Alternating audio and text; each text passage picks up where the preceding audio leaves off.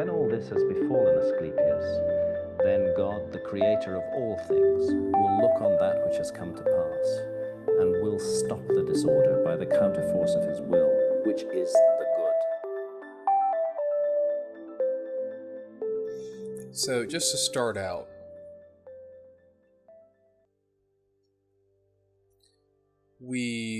I'm sure a lot of us understand that everything has an aura, a frequency, or an electromagnetic field to our understanding. This is how we create. We hold frequency, which radiates outwards, and a corresponding experience reverbs back to us. Those of us who are familiar with the law of attraction are undoubtedly familiar with this principle. Now, something we don't talk about often is that planets also have frequencies. All planets hold a tone, if you will, which interacts with other planets and creates various dynamics, similar to how various frequencies interact here on Earth and kind of create dynamics between people. Although, of course, this is on a far greater and purified scale when talking about planetary bodies. So, bearing that in mind, the frequency of the Earth, this Earth frequency or tone, is often called the Schumann Resonance. You can actually find videos online of this frequency in sound form being at 7.83 hertz. But beyond being a tone of sound, it's a frequency of creation through which all life on the planet emanates from. Just like how we create through our frequency. This is not just a sound, this is a rate of vibration. So similar to how we create, Earth also creates through its frequency. Now, this tone actually creates according to the guidelines and blueprint set out by the sun, or logos, as it's called in Hermetic philosophy. This logos, or our logos, who also functions as a creator, much like we do, designs a template for the experience of reality, which will serve as the foundation for all experience in its local or on its local planetary bodies. This template is often called the archetypal mind and is articulated and explored and defined through studies such as the mystic Kabbalah and the major arcana. So this is in essence what our reality is composed of. And this template goes deeper than things like the laws of physics. We can look at the sun or logos as the designer of the philosophical premise upon which things like the mathematical structure of our reality and the mechanism of evolution is built upon.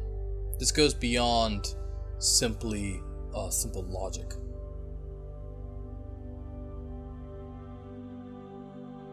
When I say mathematical structure, for example, say our numerical system actually stopped at 9 and reset, as opposed to went up to 10. You'd have an entirely different reality. And this is what I mean when I say this is the almost a philosophical premise upon which the logical foundation is built on top of. So the Schumann frequency is what may be called an expression of a planetary body, or our planetary body, Earth, through this template.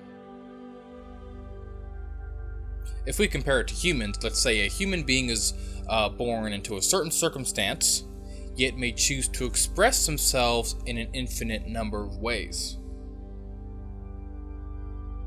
So this blueprint set out by the logos serves as a template for the creation that happens on Earth. Everything's born into a circumstance, and within that circumstance, or environment rather, it creates an infinite number of things, potentially. It should also be noted, interestingly, that the logos, our sun, also operates within its own template or environment or framework for creation, set out by our central sun. So there's kind of a hierarchical relationship here. Now, the location of the central sun kind of varies according to whatever you read. Some saying it's Alcyone in the Pleiades, others believing it to be located in Sagittarius A or in the Sirius system. I don't know. But it's important to recognize this hierarchical relationship, and if you look at it even deeper, it's actually a horizontal relationship. All things are the creator, all things are God. You may look at the central sun as the logos, our sun as a sub-logos, and the human being as a sub-logos. Creators. Everything is a creator. Everything is divine.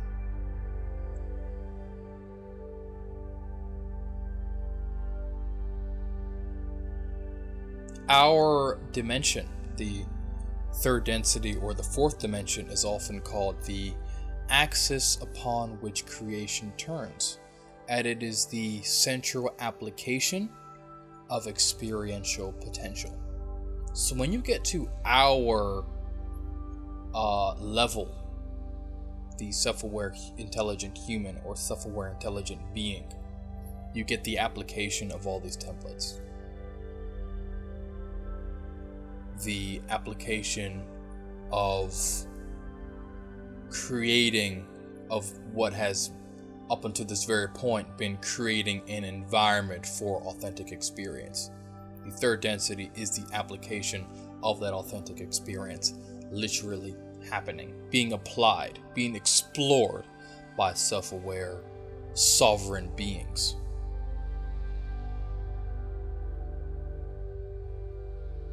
So we can look at the earth, the sun, and central sun, and God, respectively, creating grand experiences which basically coalesce into what we know as our subjective reality.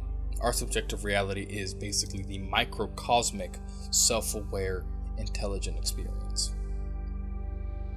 There is a macrocosmic, self-aware, intelligent experience happening alongside of this as well.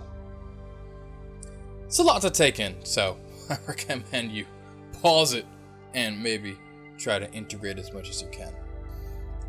But to be honest, language can only take you so far when discussing such concepts. Now, science will tell you that the evolution of human intelligence, right, consciousness and self-awareness, is a random phenomenon of evolution and Darwinism. But to my understanding, this is actually quite incorrect, as this is actually an intelligent process, or the result of an intelligent process, and the centerpiece of all these creational blueprints made hitherto by other components in our cosmic hierarchy. I don't like using the word hierarchy, but for all intensive purposes, let's just say hierarchy. So, to avoid getting too technical, let's just say that all we need to know is that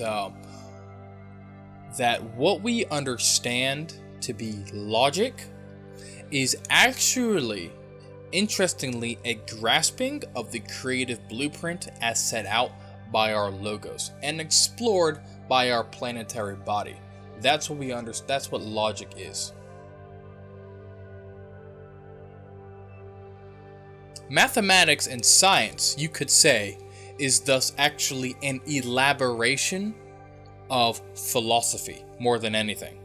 For these are studies on the creative elements which were chosen and used as environments for experience. What we know as logic is just a comprehension of what has been creatively designed as the mechanism for experience, chosen by our sun and explored by our earth. It's not any universal understanding at all. There is no such thing as universal understanding, as the entire universe is a subjective, creative exploration of everything possible. So you cannot definitively know anything at all. All you can know is that which is inside your environment or in your reality, within your template. You can know that, but you cannot know everything. Which is why human arrogance is actually quite comical. People are purporting to just know things.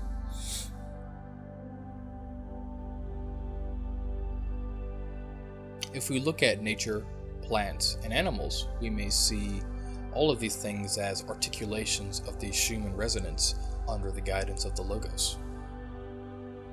Plants and animals all unconsciously operate and function on this frequency.